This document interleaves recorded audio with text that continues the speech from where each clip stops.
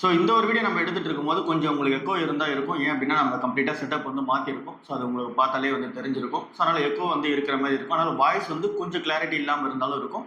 So அதை மட்டும் கொஞ்சம் அட்ஜஸ்ட்மெண்ட் வந்து பண்ணிக்க. சரி, ஓகே. இன்னைக்கான நல்ல ஃபர்ஸ்ட் நியூஸாக வந்து என்ன இருக்கு? நரேந்திர மோடி அவர்கள் என்ன சொல்லியிருக்காரு அப்படின்னா, இப்போ நேற்று நைட் வந்து அந்த வந்த நியூஸாக அது வந்து இருக்கு. ஸோ அதில் அவர் என்ன சொல்றாரு அப்படின்னா, காஸ்ட்லியான ஸ்பெண்டிங் வந்து பண்றதெல்லாம் கட் பண்ணுங்க. மேஜரா வந்து இங்க இம்போர்ட் பண்றீங்க பார்த்தீங்களா, அந்த ஒரு ஏரியாலாம் வந்து கட் பண்ணுங்க. ஃபியூயல் கன்சம்ஷனும் கொஞ்சம் வந்து கம்மி பண்ணிக்கங்க அப்படின்னு சொல்லியிருக்காரு. ஸோ அவர் எதை வச்சு சொல்றாரு அப்படின்னா, இப்போ இந்த பெட்ரோல் வந்து டீசல் வந்து நம்ம அதிகமாக யூஸ் பண்ணிட்டு இருக்கோம். ஸோ அதனால என்ன நடக்குது அப்படின்னா, இங்க ஆயில் சப்ளை வந்து பார்க்கும்போது கொஞ்சம் வந்து ஷார்டேஜ் வந்து இருக்குல்ல குளோபல் லெவலில். ஸோ அதனால நம்ம அதிகமாக பெட்ரோல் வந்து டீசல் யூஸ் பண்ணோம் அப்படின்னா, நம்ம ஊரோட இந்தியா வந்து என்ன பண்ணோம் அப்படின்னா, டாலர் ரிசர்வ் அதிகமாக வந்து கொடுத்து வாங்குற மாதிரி இருக்கு. அதனால டாலர் ரிசர்வ் கட் பண்ணோம் அப்படின்னா, நீங்க இதை வந்து மெயின்டைன் பண்ணுங்க அப்படின்னு சொல்லியிருக்காரு. ஸோ இது வந்து ஃபர்ஸ்டா வந்து இருக்கு.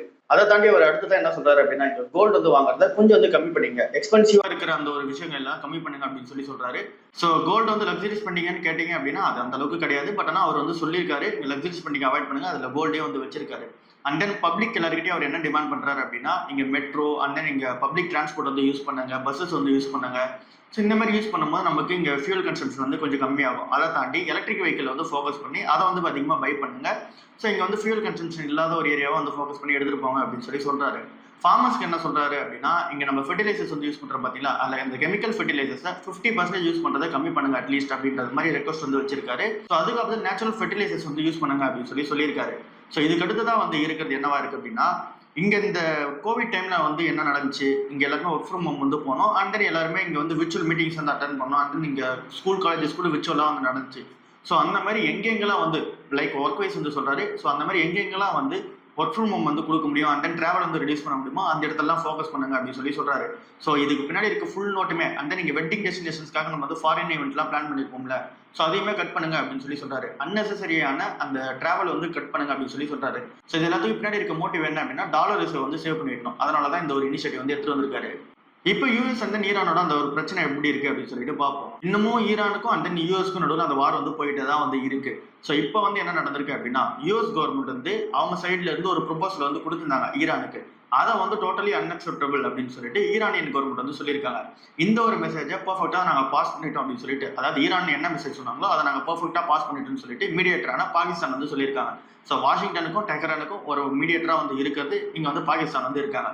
ஸோ அவங்களோட ஸ்டாண்ட் என்னவா இருக்கு அப்படின்னா, பாகிஸ்தான் சொல்றது என்னவா இருக்கு அப்படின்னா, இவங்க ஒரு சில ப்ரொபோசல்ஸ் வைக்கிறாங்க, அதுக்கு இவங்க அக்செப்ட் பண்ண மாட்டேங்கிறாங்க. ஈரான் வச்சிருக்கு. யூஎஸ் வச்ச ப்ரொபோசலுக்கு ஈரான் வந்து அக்செப்ட் பண்ண மாட்டேங்கிறாங்க. ஸோ அதனால என்ன நடக்குது அப்படின்னா, இன்னும் அந்த வாரம் அந்த பீஸ் டாக்ஸ் வந்து முடிவுக்கு வராம தான் வந்து இருக்கு. ஸோ இதனால என்ன நடக்குது அப்படின்னா, க்ரூட் ஆயிலோட பிரைஸ் வந்து திரும்ப ஏற ஆரம்பிக்குது. $104 per barrel வந்து போயிடுச்சு. அண்ட் நியூஸ் க்ரூட் வந்து $98 per barrel வந்து போயிடுச்சு. அதை தாண்டி இங்க யூஎஸ் கேசோலைன் பிரைசஸ் வந்து என்ன ஆயிருக்கு அப்படின்னா, அது கொஞ்சம் ஏறி இருக்கு. $4.52 per gallon வந்து ஏறி இருக்கு. ஸோ இது வந்து இங்க ட்ரம்போட அட்மினிஸ்ட்ரேஷன் இருக்கு பாத்தீங்களா, ஸோ அது வந்து இந்த ஃபெடரல் கேஸ் மேல இருக்க அந்த ஒரு டாக்ஸ் வந்து பாஸ் பண்ணி வைக்கிறதுக்கு ஒரு புஷ் வந்து எடுத்து கொடுத்துருக்கு. ஸோ இன்னமும் நெகோசியேஷன் வந்து முடிவுக்கு வர மாதிரி வந்து தெரியல. அதனால எல்லா கண்ட்ரிஸும் சேர்ந்து என்ன பிளான் பண்றாங்க அப்படின்னா, மெயினா பாகிஸ்தான்ல என்ன மாதிரி டிஸ்கஷன்ஸ் வைக்கலாம்னு சொல்லி பிளான் பண்றாங்க அப்படின்னா, 30 நாளைக்கு மட்டும் ஸ்டேட் ஆஃப் ஆர்ம்ஸை டெம்பரரியா வந்து திறக்கிறதுக்கு ஒரு பிளான் வந்து வைப்போம். அதுக்கான அந்த ஒரு டாக்ஸ் கட்சி போவோம் அப்படின்னு சொல்லி பிளான் பண்ணியிருக்காங்க. ஏன் அப்படின்னா, குளோபல் லெவலில் ஆயில் சப்ளை அந்த ஒரு ஷார்டேஜ் வந்து இருக்கு. ஸோ அதை எப்படியாச்சும் வந்து டேக்கிள் பண்ணுன்ற ரீசனால இது வந்து பிளான் பண்ணியிருக்காங்க. ஸோ இதெல்லாம் ஒரு பக்கம் நடந்தாலும் கூட இஸ்ரேல் வந்து என்ன சொல்றாங்க அப்படின்னா, எப்ப ஈரான் கவர்மெண்ட் வந்து அந்த நியூக்ளியர் மிசைல்ஸ் வந்து தயாரிக்கிறத எப்ப வந்து கம்ப்ளீட்டா கைவிட்டுறாங்க, அப்புறம் அந்த என்ரிச்டான அந்த யுரேனியம் இருக்கு பாத்தீங்களா, அது எப்போ வந்து இங்க சரண்டர் பண்றாங்களோ அது வரைக்கும் இந்த வார் வந்து முடியல, கண்டினியூ ஆகிட்டு தான் இருக்கும் அப்படின்னு சொல்லி இவங்க வந்து சொல்றாங்க. ஸோ இன்னமும் யூஏஇல வந்து அந்த ட்ரோன் அட்டாக்ஸ் அப்புறம் வந்து இங்க அந்த ஷிப் அட்டாக்ஸ் இதெல்லாமே நடந்துட்டு இருக்கதா தான் வந்து சொல்லிட்டு இருக்காங்க. ஸோ அதனால இன்னும் அந்த வார் சூழல் வந்து முடிவுக்கு வரல, இன்னும் ப்ரெஷராக தான் வந்து இருக்கு. இன்னைக்கான நல்ல மார்க்கெட் எப்படி இருக்க போகுது? கிஃப்ட் நிஃப்டி வந்து 127 பாயிண்ட் வந்து நெகட்டிவ்ல வந்து காமிக்குது. ஸோ அப்படின்னா இன்னைக்கான நாள் மார்க்கெட் வீக்காக தான் வந்து இருக்க போகுது.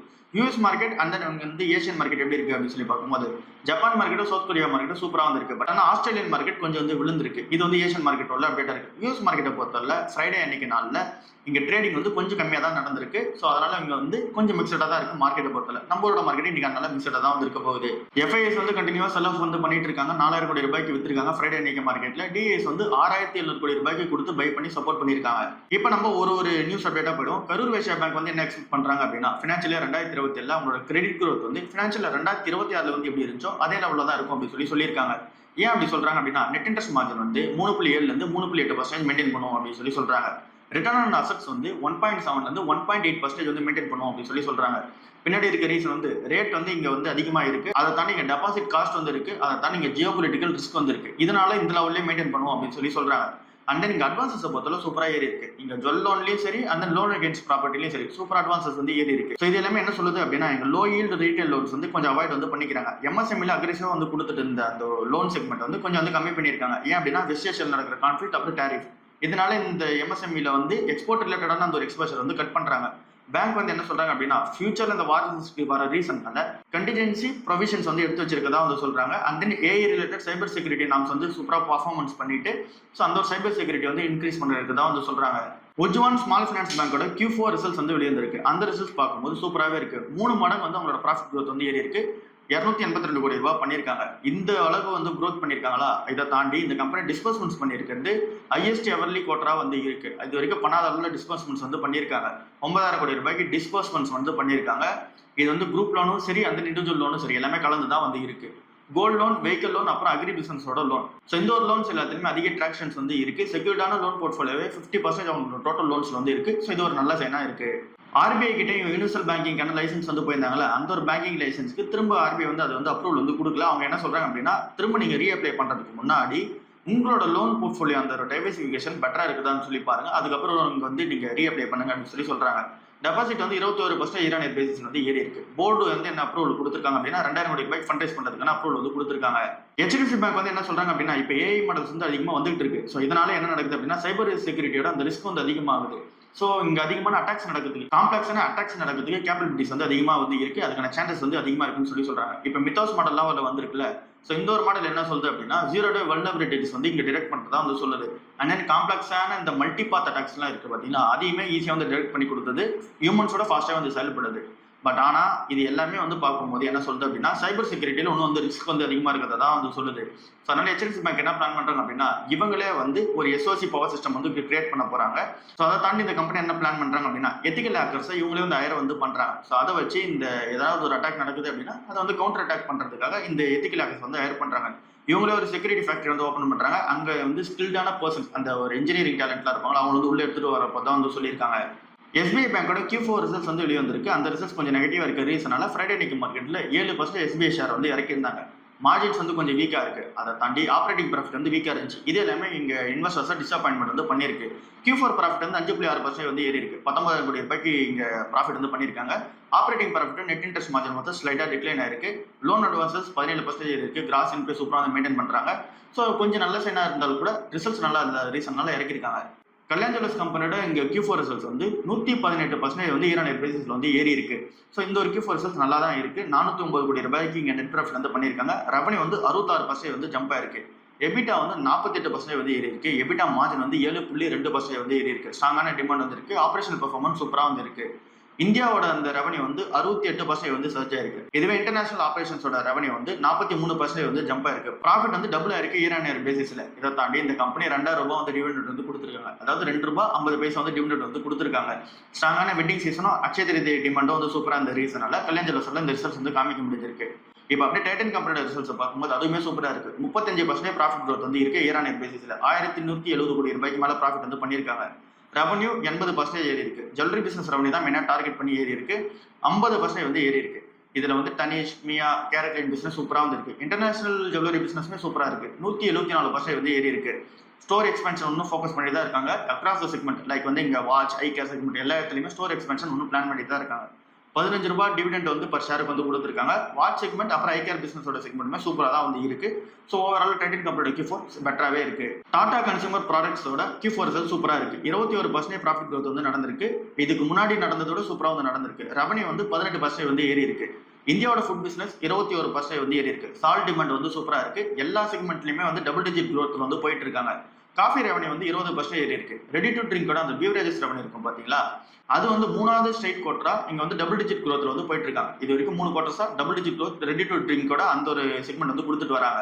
இன்டர்நேஷனல் ரெவன்யூ வந்து 21% வந்து ஜம்ப் ஆயிருக்கு. இதுல வந்து மெயினா US காஃபி சேல்ஸ் வந்து இங்க கான்ட்ரிபியூட் வந்து பண்ணுது. டாடா ஸ்டார்பக்ஸ் இருக்கு பாத்தீங்களா, அதை 502 ஸ்டோர்ஸ் எக்ஸ்பேண்ட் வந்து பண்ணிருக்காங்க. ஸோ இந்த கம்பெனியுமே டிவிடெண்ட் வந்து அனௌன்ஸ் பண்ணது பண்ணிருக்காங்க. 2009ல ஹையஸ்ட் எவர் டிவிடெண்ட் வந்து கொடுத்தாங்க. பர் ஷேருக்கு ₹10 வந்து கொடுத்தாங்க. அதுக்கப்புறமா இப்பதான் அந்த அளவுக்கான டிவிடெண்ட் வந்து கொடுக்குறாங்க.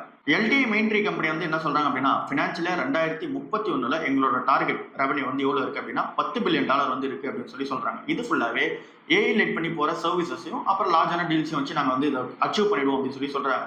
கம்பெனி வந்து இங்க high value AI transformation projects வந்து ஃபோக்கஸ் பண்ண போதா சொல்லியிருக்காங்க. ஏன் அப்படின்னா அந்த இடத்துல மார்ஜின் வந்து கொஞ்சம் பேலன்ஸ் வந்து பண்ணிக்க முடியும். அதுக்கப்புறம் அதுல இருந்து வர ரெவன்யூ வந்து ரீஇன்வெஸ்ட்மெண்ட் வந்து பண்ணிக்க முடியும். ஸோ அதுக்கப்புறமேட்டுக்கு இவங்க என்ன வான் பண்றாங்க அப்படின்னா ஆட்டோமேஷன், அப்புறம் இங்க ஜியோ பொலிட்டிக்கலோட அந்த ஒரு அன்சர்டனிட்டி, அப்புறம் கிளைண்ட் வந்து அதிகமாக ஸ்பெண்ட் பண்ணாம இருக்குது.